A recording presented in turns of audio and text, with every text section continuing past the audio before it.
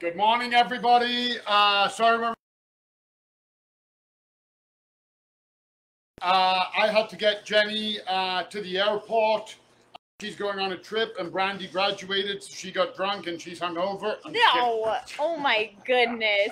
Totally throw you under the bus. I'm all nice to you yesterday. No, just kidding. Brandy is not hungover at all. She looks all. Brandy was up earlier than probably nearly everybody else I know, because Brandy's in her helicopter telling us all about traffic and weather.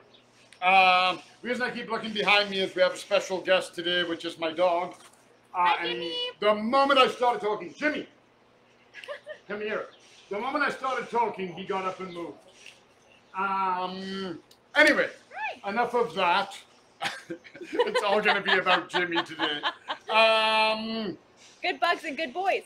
Throwback Thursday. He's not a good boy. Oh. If he sat still, he would be. But I hope everybody's having a good Thursday. A little chaotic, but hey, that's life. We're happy with it. So yesterday we talked about bad bugs. Come here. Yesterday we talked about bad bugs. Today we're going to talk about good bugs. And like we were saying yesterday, there's a direct correlation between having all of the diversity in your yard. So, you know, the bad bugs, they're bad to us, sure. We got to stop with Throwback Thursdays. This apron drives me crazy. And maybe I'm tying it wrong. Maybe I don't know how to tie an apron. But there's a correlation. You know, when we talked about weeds, that's a great example. We view them as weeds, but they actually have a very specific purpose. They have a very important niche to play in the grand scheme of things. And it's much the same. And some bugs, it appears to us, for all we can see, that their only role is to be a source of food for birds or ladybugs, and whatnot. But nature has this grand scheme, and we know this much of it. So when we look and we see, you know, oh no, there's bad bugs, if we're going to treat them using a spray, which absolutely I endorse, I've done it before, insecticidal soap, the infestation is so great. We really want to make sure, though, that we're not targeting our good bugs, because a broad spectrum insecticidal soap, it's not going to hurt your plants, it's not going to, you know, hurt the planet per se. But if you were to spray your aphids and you hit a ladybug, ladybirds are from England. If you hit a ladybird, it's not gonna have a good time.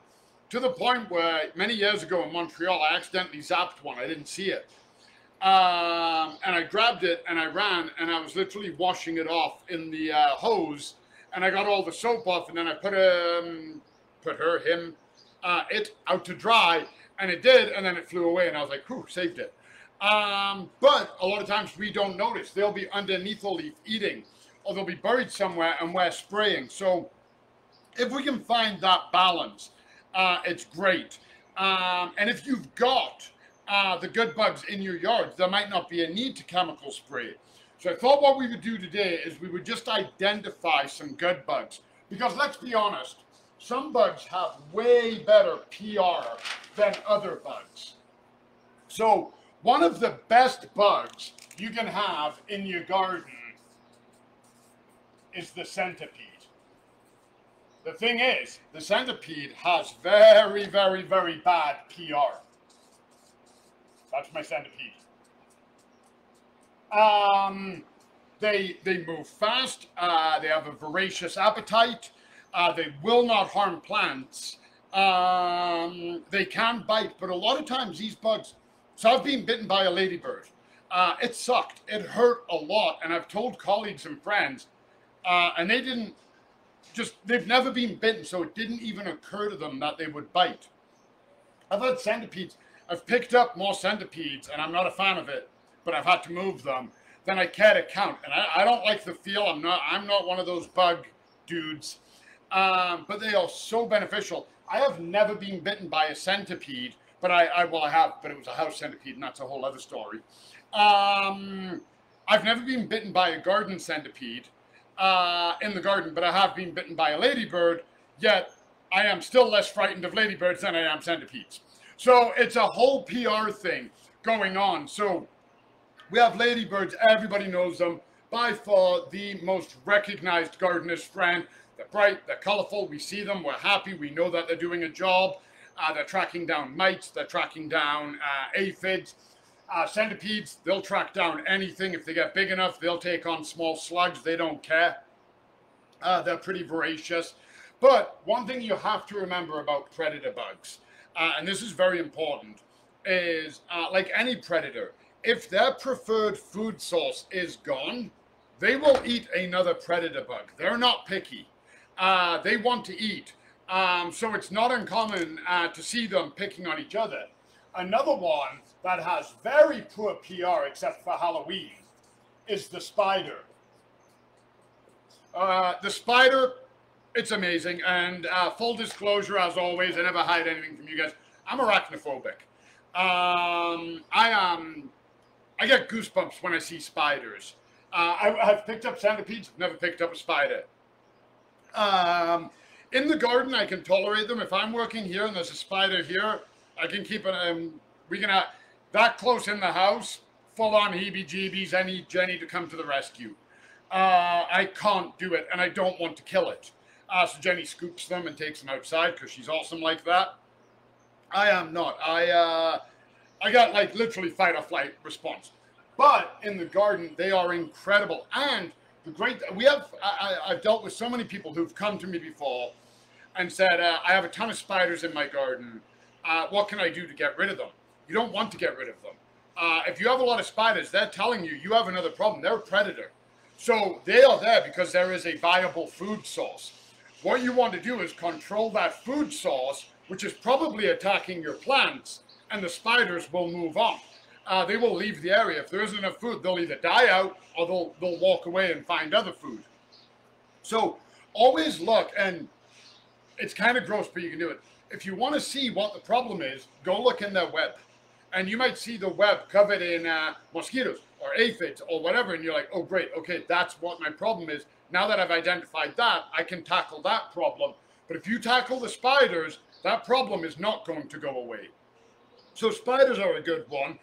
We've done centipedes, we've done ladybirds. Another one that everybody recognizes is the bee and the butterfly. And they're beneficial simply because they pollinate. They're not going to hurt our plants. Our plants desperately need them. They're certainly not going to eat any other predator bugs. In fact, predator bugs will eat them. But their purpose, everybody I think is very aware of what the bee and butterfly does. Another one, and this one is great. Up until last year, and this is on me, I thought he knew. We found I'm just going to write beetle, but if you look up ground beetle, they're the shiny black beetles. They can be about this big, and you see them running through the soil. I love them because like you see them on your pavement and they're like on their back and then you save them. Yeah, they're turtling and you flip them and then they scurry away. I'm glad that you saved them. One, because you just have that kind of person. And two, they're amazing. They will actually tackle slugs, aphids, mites. They will just, millipedes, they don't care. They are voracious. I've picked up countless of these. I'm turning the soil and I flip one on the back or something happens. I pick them up, I let them run around. A.A. Milne, the author of Winnie the Pooh, actually has an entire poem about a little black beetle. Oh, cute. Yeah. So I knew that when I was a kid. Again, great PR. Highly unlikely it's going to bite. They can very rarely do damage to plants, but it's highly unlikely. For the most part, they're looking for a food source. You have them in your garden, it is a very good thing. But a lot of people don't know what they are. They oh no, it's a beetle, it must be bad, and they'll try and get rid of it. Harry asked me last year, we were cleaning up, and we must have seen, I mean, not a ton, 3 or 4 of them, but this was an area of the garden that hadn't been cleaned up yet. So of course they're in there because there's all the problem bugs. And Harry was like, what are these? And I was like, oh, it's a ground beetle, a black beetle, a sand beetle. They have I don't know what the Latin is. I don't know the proper name, but they have a ton of common names. and I picked one up, and he was like, oh, wow, they're so cool, they're beautiful, they're shiny. So they're an amazing one. And another one, it's not native here, we sell them, and they are so much fun, is the Mantis, the praying mantis. And if you've never seen one, or you've never had one, get one. One, they're going to take care of your bugs. Two, they're just an amazing novelty. They do that. We used to find them all the time. They're native to Montreal, Ontario. The Ottawa Valley region has a lot of them. And we'd be working on the farm. We'd be in the greenhouse, and you'd be like, oh, yep, and there'd be a mantis on a leaf like that. They are wild. They are so much fun. Again, they're not going to damage us. Some of the ones in the tropics that can get huge can actually attack small rodents. Like how big? What? Yeah. Oh my goodness. And they'll take out small mice, shrew, voles, that kind of thing. Yeah. Yeah, a lot of times these bugs, I mean, have you ever seen the giant African centipede? No. Probably from my fingertip to my elbow. No. See, yeah. This is why we don't live there. Yeah, and they don't actually bite. Their venom is in their front four claws, so when they latch onto the prey, that's how they inject their venom, and then their mouth starts eating it. Yeah, they are wild. Have one of them in your garden. You're not going to have many bugs. You're also not going to have many pets or birds or neighbors, children. It's an all-purpose bug. Yeah, they are. I would not pick one of those up. No, I've seen videos. In a million years, I'm not going to pick one of those up.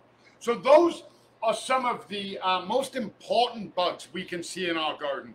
And I want to give a special shout out to a couple of bugs that we don't always associate. That technically one of them isn't a bug. The worm, the humble earthworm, turns the soil, literally is creating natural worm castings for you as it goes, loves life, feeds the robins, does all kinds of amazing things.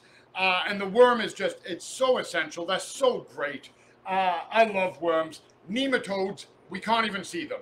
Absolutely minuscule. They live in the ground. We have specific nematodes that are designed purely to eat leaf miner eggs. They will take care of the problem before you even know it's a problem.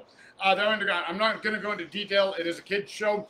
You want to find out how they take care of a bug? Google it. I'll leave that one to you guys. It's considering the size of them, it's quite shocking. But they absolutely take care of it. And then another one I want to give a shout out to that gets really bad press is the wasp and the mosquito. We talked about them yesterday as bad bug. We got to talk about them as good bug. The wasp is a predator. It's also a good alert. You see your wasps flying around a tree. The reason they're flying around the tree is that the tree is leaching sugars. Why is it leaching sugars? Probably aphids is the main reason. So that's, again, indicating you have an aphid. Now, they're going to zap aphids, take the sugar, kill the aphid, but they'll also sting us. That's the problem with them. Then we have the braconid wasp. Minuscule wasps. For the most part, you're going to just think it's a fly. They absolutely go nuts on mites and aphids. I'm sure I've gone over the time. There's way more I want to talk about. As you can tell, I dig bugs. I'm not a bug dude. I don't want them on me, but I can absolutely appreciate them in their area. I can be like, hey, you do you, Mr. Bug. I will walk away now. Unless they've got good PR, like the beetle or the bee or the centipede or the ladybug. Centipede, I don't know. I just talked about a nasty one. But again, I've picked them up, and if they didn't scurry so fast and you're like, oh, and it runs up your arm like lightning fast, if it stuck around in my hand, I'd be okay with it, like the other ones. Like a worm. Yeah, worm, lady. Right, I think maybe that's a PR. The ones that move super fast, we don't like. The ones that are like, I would say, I'm going to put that in our stories today. Find out what the PR is. Find out why on them. people don't like them. Yeah. So that brings us to a close for today. Jimmy, are you going to say hi? Come on up. Come on up. Hi, Jimmy. There's Jimmy. If anybody wondered what he was like, he's going to do the presentation tomorrow in his Hawaiian shirt. Hi, buddy. Have a great day, everybody, and we'll see you tomorrow, okay? Bye now.